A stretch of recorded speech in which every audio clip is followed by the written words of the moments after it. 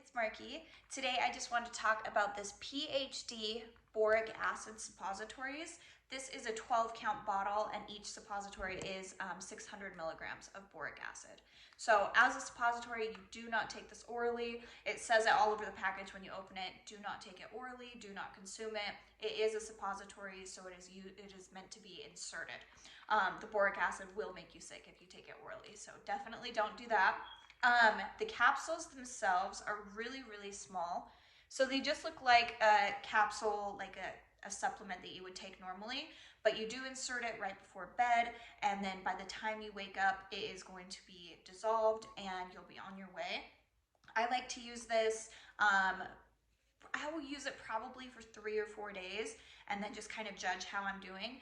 I see results after 1 day. I just do it as a preventative to make sure everything is taken care of. Other people will just use it once. Some people will use it for a week. It's kind of however your body is feeling, you can base it on that. This is something that is going to help people that suffer with BV or yeast infections or things of that nature. So obviously it is catered towards women. It's a women-owned company, and I just love that it's a natural remedy. I don't like taking antibiotics. They always seem to make me sick.